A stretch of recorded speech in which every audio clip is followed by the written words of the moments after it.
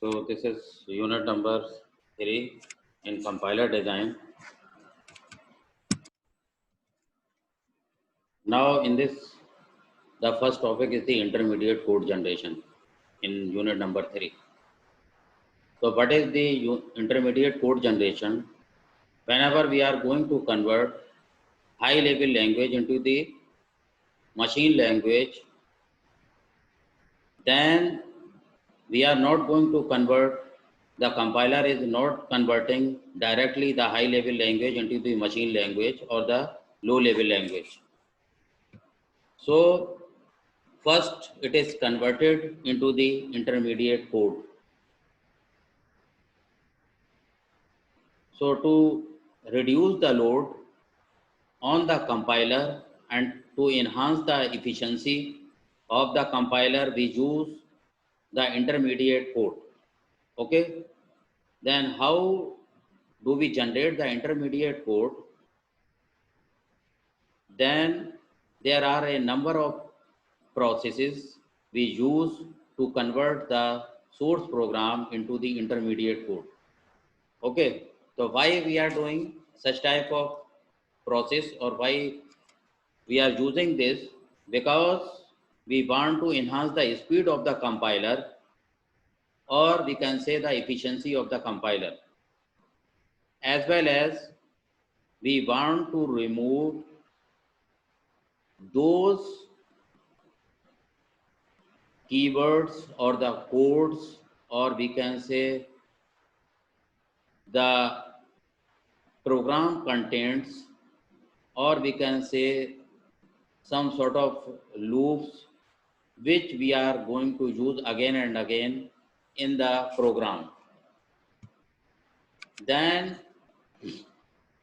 for that we convert first the source program into the intermediate code. Okay, so what is the intermediate code and how we can generate that? So in the process of translating a program in a given source language into a code for a given target machine, a compiler may construct a sequence of intermediate representation. Okay, intermediate code, we can say these are nothing but it is like the mnemonics. You have already used the mnemonics, or we can say the assembly language. It is sort of assembly language, and we have already used in writing programs in microprocessor. Okay, 8085, you have already used the kit. So if we will compare, it is sort of like that. Okay, in this case we are using the mnemonics, and mnemonics are nothing but like the assembly language. Okay, so in this case the coding will be done. So first we write the source program, and after that it converts into the high level intermediate representation. Okay, so first phase is called the high level intermediate representation, and second phase low level intermediate representation, and after that target code. Okay, so the compiler converts your source program that is written into the high level language and into the machine language, that is called the target code, in the form of 1001, like that. But before that it converts high level language program into the intermediate code. Okay, so how we will use the intermediate code, and how the intermediate code we will represent. Okay, then for representing the intermediate codes we use 3 address code. Okay, here we will use the 3 address code and this code, we can say, range from high to low level. Okay, because ultimately we are going to convert the source program from high level language to low level language. So 3 address code can range from high to low level. Okay, and depending on the choice of operators. Now we will consider how we will convert this. Even though we will use a number of phases of the compiler. Okay, whatever we have earlier used already. We have already used lexical analysis, syntax analysis, semantic analysis. Okay, but we have to use also the intermediate code generation. Why are we doing such type of procedure? Because we want to enhance the capability or efficiency of the compiler. Okay, and we will also concentrate that the memory occupied by the source program must be reduced. Okay, so to represent a number of tokens, here we will use the temporary variable. How we will convert a number of expression in the form of temporary variable, and here we want to reduce those number of variables. Okay, a long string, or we can say a long expression, can be converted into a reduced form. So for that we will use the 3 address code, or we can say that intermediate code generation can be represented by the 3 address code. Okay, now we will also see that what is the 3 address code. Okay, and what are the other ways to represent the intermediate code. Okay, so there are other ways beside the 3 address code to represent the intermediate code. Okay, so intermediate code is used to translate the source code into the machine code. You are already aware, because this is the function of the compiler. Compiler converts high level language into the machine language. Okay, but in between, what is going on from high level language to machine code, as the processing will be done by the compiler, then in between we will use the intermediate code. Okay, now you can see the block diagram. First is the parser. What is the parser? Parser will create a parse tree, or you can say a syntax tree. Okay, so you will get one parse tree, means your grammar is unambiguous. If you are getting more than one parse tree, it means your grammar is faulty or ambiguous. Okay. After that, if we will achieve one parse tree, then that output will proceed further and it will go to the static checker. You can see in the block diagram, it will go to the static checker. Okay. Here the syntax tree, or you can say the parse tree, will be checked. Okay, static checker. And after that it will go to the intermediate code generator. What is the intermediate code generator? You can say it is also a inbuilt system software within the compiler that generate the intermediate code.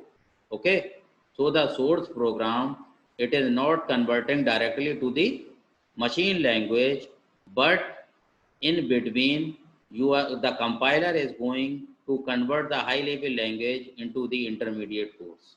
Okay, then intermediate code generator will generate the intermediate code, and that output will go to the code generator again. Okay, so from the block diagram you can see and judge what is going on, how the source program will process and how it will convert to machine language. Then there are number of steps. Okay, So if the compiler directly translates source code into the machine code without generating intermediate code, then a full native compiler is required. Okay, if we are going to convert directly source program into the high level language or source program into the machine level language or low level language, then we need a full native compiler is required for each new machine. Now we can run our C program or Java program on any other or every type of machine, but we need a full native compiler. Okay, if we are going to convert high level language into the machine language directly without the involvement of the intermediate code. Okay, the intermediate code keeps the analysis portion same for all the compiler, but whenever we will convert our source program or we can say high level language into the intermediate code, then there is no involvement of the native compiler. Okay, because the intermediate code generation, whenever we will generate the intermediate code, then same codes we can use on any type of machine. No need of updation or no need of to use native compiler. Okay, so for whenever we will convert high level language into the intermediate code, then those intermediate code can be run on any machine. Okay, it does not need a full compiler for every unique machine. Then there is no need of full compiler. Okay, whenever we will not convert into the intermediate code, then there is a need of the native compiler. Okay, beside the primary compiler. Okay, the initial compiler. So to reduce the redundancy in our program, we use the intermediate code, or for generating the intermediate code we use the intermediate code generator. Okay, and another we can say advantage is that there is no need of the native compiler. We can run our program on any machine without the involvement of the native compiler. Okay, so intermediate code generator receives input from its predecessor phase and semantic analyzer phase. As we have already seen in the preceding PPT, preceding we can say presentation, there are number of phases and how we will proceed. So using the intermediate code, the second phase of the compiler synthesis phase is changed according to the target machine. Okay, if we will use the intermediate code, then second phase will be affected. Okay, and second phase is called the synthesis phase. First is called the analysis phase and second is called the synthesis phase.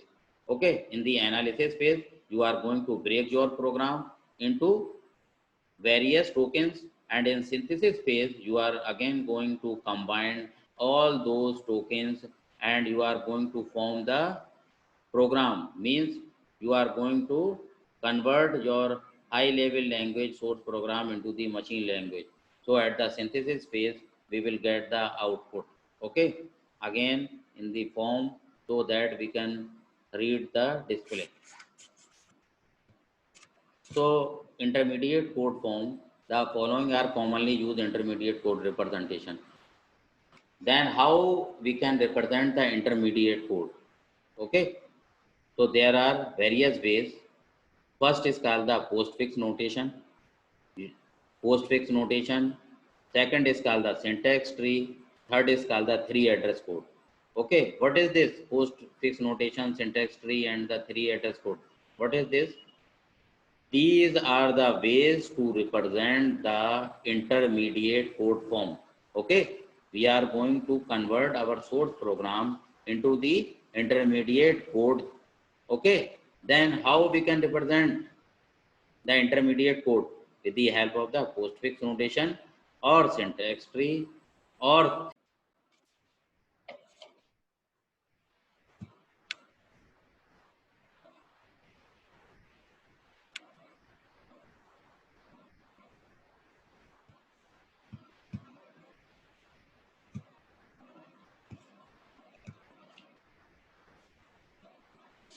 So intermediate code form we can represent by postfix notation, syntax tree, and the 3 address code.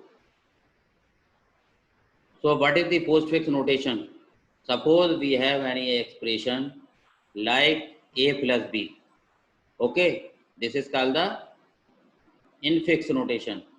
Okay, original form a plus b. But what is the postfix notation for the expression a plus b? We will write a, then b, then plus. Okay. In case of the postfix notation, the operator will come at the end. Okay.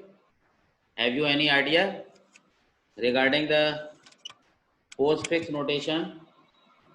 Pre-order, post-order? Any idea? Yes, sir. I think you have already studied in the data structure. Okay. Yes, sir. So postfix notation, syntax tree, and the 3 address code. These are the 3 ways to represent the intermediate code. So first is called the postfix notation. So in this case, the expression will change and the operator will come at the end.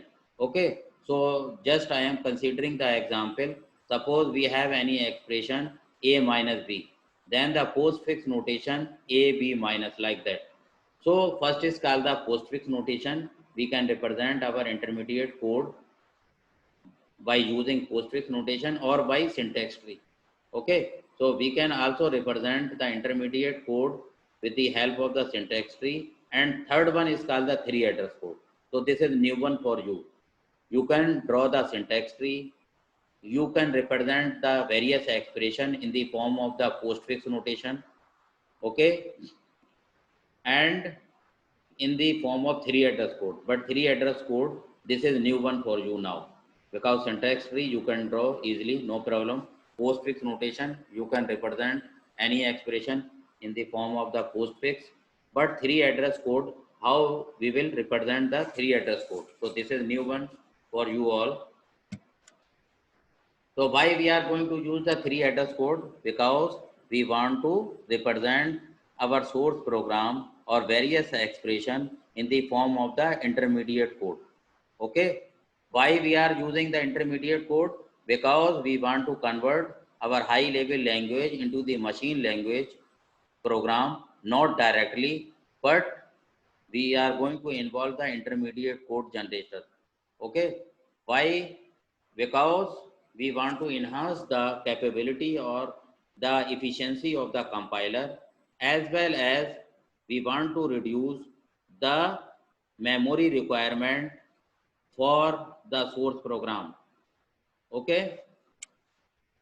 So what is the postfix notation? You are already aware.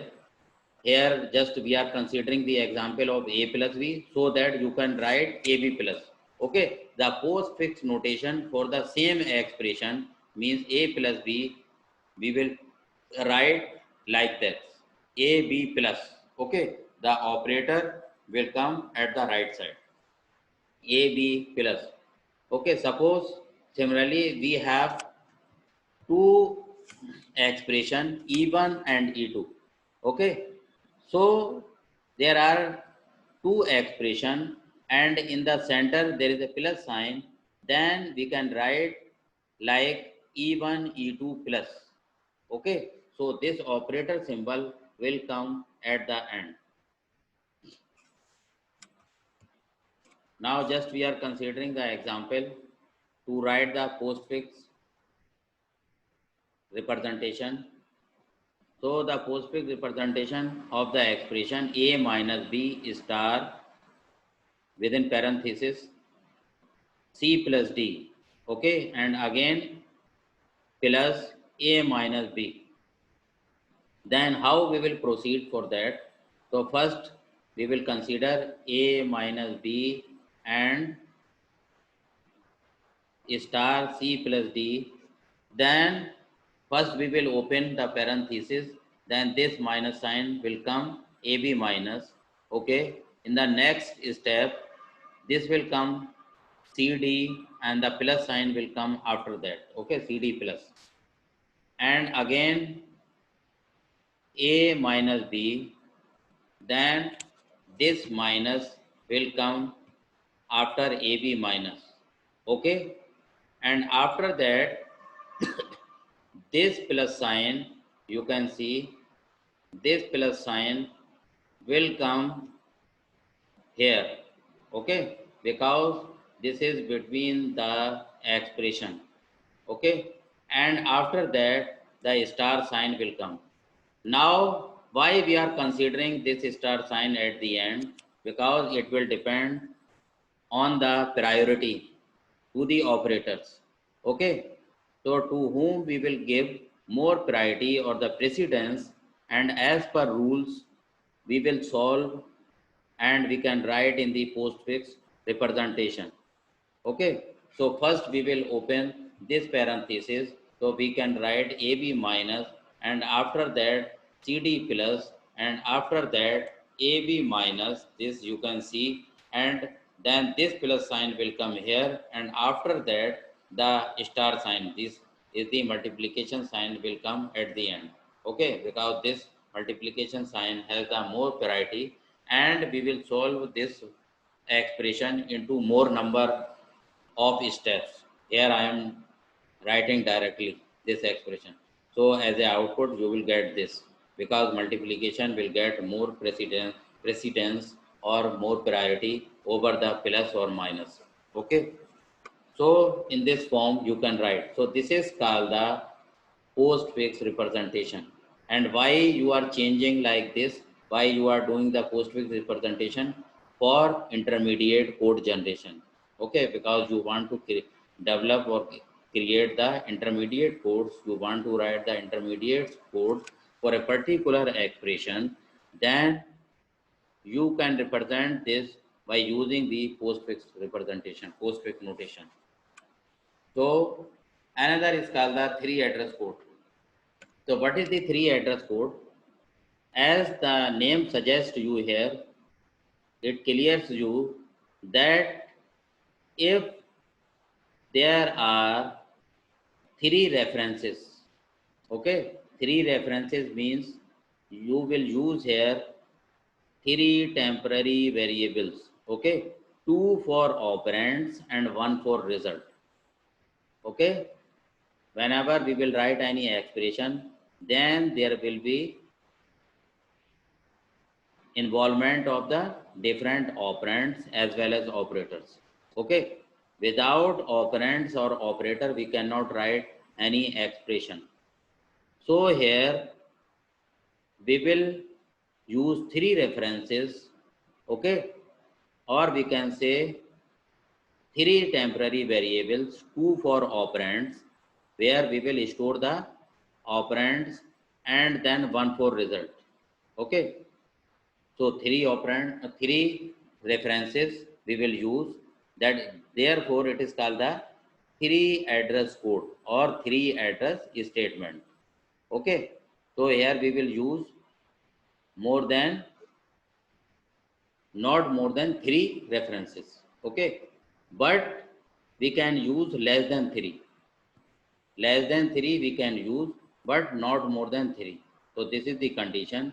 That's why it is called the 3 address code. Okay, so 3 address code, here we will use 2 operands and 1 for result. So that is why this is called the 3 references. Okay, now you can see here 3 address statement is of the form x is equal to YOP and Z.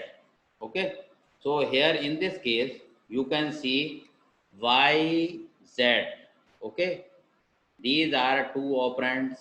Here OP, this is called the operator. Okay, and X, this is another here reference. So you are using ultimately X, Y, Z, 3 temporary variables, Y, Z, and after solving Y, Z, you will assign the result in X. Okay, so here you are using three references. That's why it is called the three address code. Okay, sometimes a statement might contain less than three. So you have to remember the condition. It may be three or less than three. Then this is called the three address code. We cannot use more than three references. Okay. Now just we are considering one of the example for the three address code. So we have the expression A plus B star C plus D. Okay. A plus B star C plus D. This is the expression, given expression. Okay. Now, first we are going to consider T1 is equal to B star C. Okay. So T1 is the temporary variable and we are going to assign B star C to T1. Now you can ask why you are not considering A plus B, why you are not writing here T1 is equal to A plus B.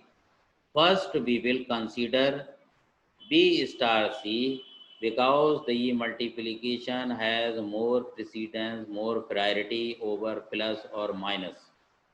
Okay.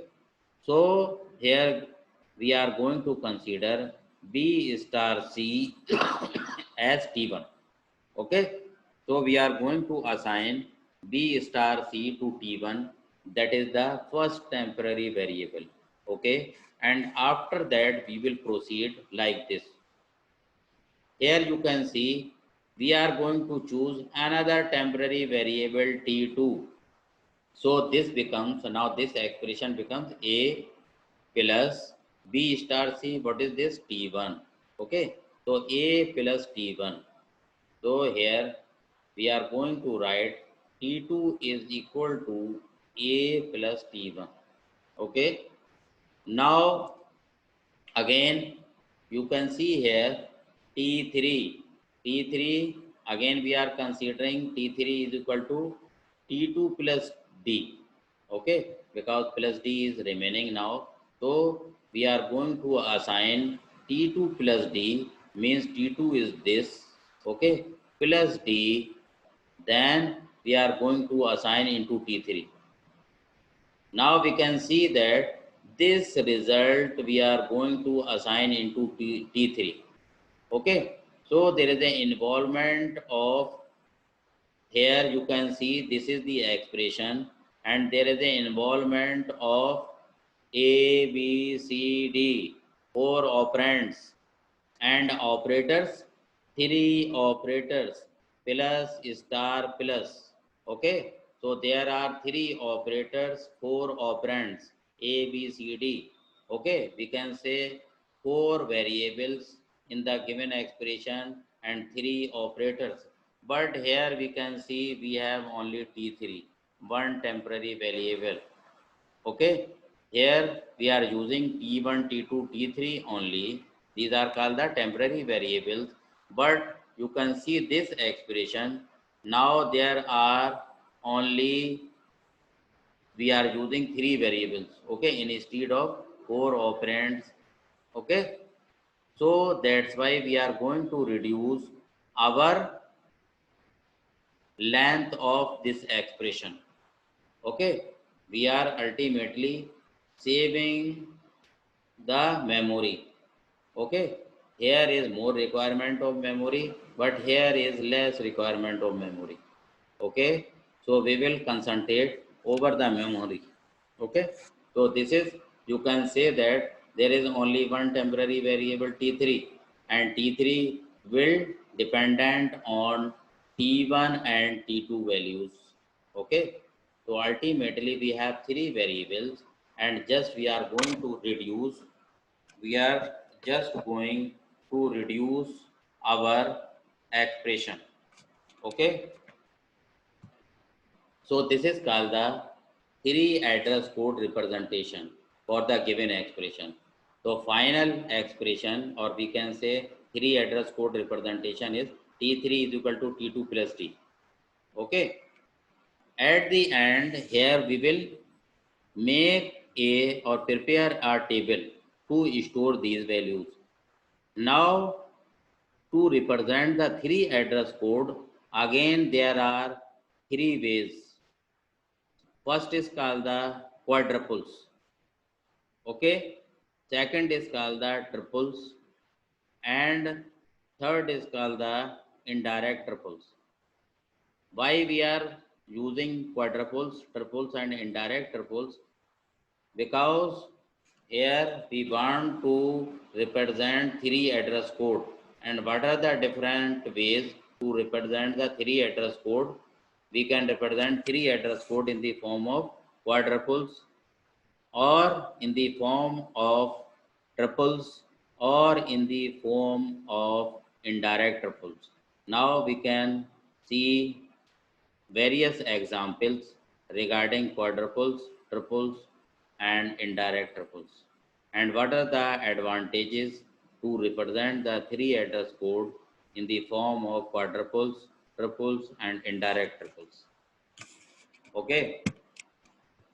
So this is the another way, syntax tree, and we can also represent the intermediate code with the help of the syntax tree. Okay, we can draw the syntax tree and we can represent our intermediate code in the form of the syntax tree. But mainly we can emphasize over the three address code. Now this is one of the example, and you have to draw the parse tree or syntax tree for this is given expression. Okay, so this is one of the given expression, and try to draw the syntax tree for this given expression. A plus b star c slash means division sign, within braces a minus b star c. Okay, so try to draw the syntax tree for this. Now we have already seen that how we will do the postfix notation, another way to represent the intermediate code. So you can see here, suppose we have the expression a plus b, then we can write in the form of ab plus. Okay, so this is in this manner we will represent the expression, and this is called the intermediate code generation. Okay, if we will write in this form, then this is called the intermediate code generation. So we have already seen. So there are few here expressions. Now this is for you. You can also try other expressions. Earlier you have seen how we are going to convert the given expression in the form of the postfix notation. Okay, so you have to try such type of examples. Now the intermediate code generator receives input from the predecessor phase, that is called the semantic analyzer. So from where intermediate code generator receives input, that is the predecessor phase, that is called the semantic analyzer. So from semantic analyzer, the intermediate code generator gets the input. Okay, and that input we can represent in the form of postfix notation, or in the form of the syntax tree, or in the form of the three address code. Okay, so this is one of the example. Now the intermediate code generator will try to divide this expression into sub expression and then generate the corresponding code. So this is one of the example. A is equal to b plus c star d. Okay, then how we will write the three address code for this? So earlier you have already seen one of the example to write the three address code for the given expression. Now how we are going to write the three address code for this?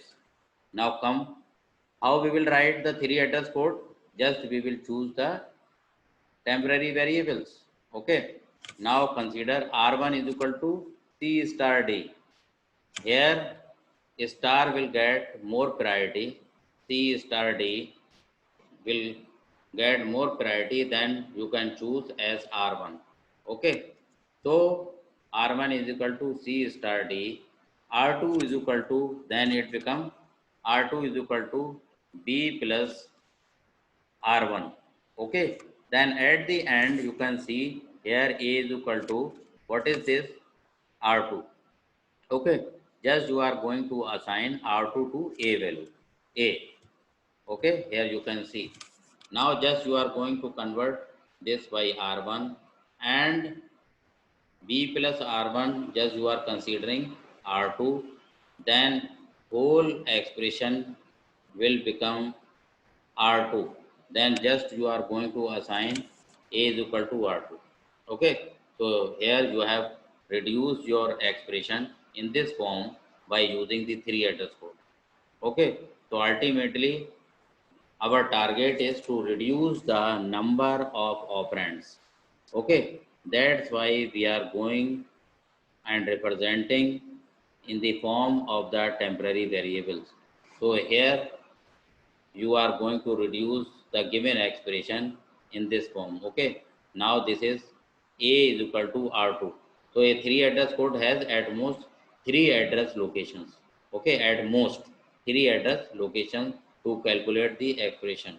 A 3 address code can be represented in two forms. Okay. First is called the quadruples and second is called the triples. But the third one is called the indirect triples, and that indirect triples will depend on these two. So main forms are these quadruples and triples. Okay, and third indirect triples will depend on this triples. Okay, because just we are going to generate the indirect triple from the triples. So main forms you can say quadruples and triples. Now, how we will write in the form of the quadruples? You can see. Okay, each instruction in quadruples you can represent like this operator, argument 1, argument 2, and result. Okay, quadruples. Why we are saying quadruples? Because we are going to represent operator, argument 1, argument 2, result. So there are 4 things.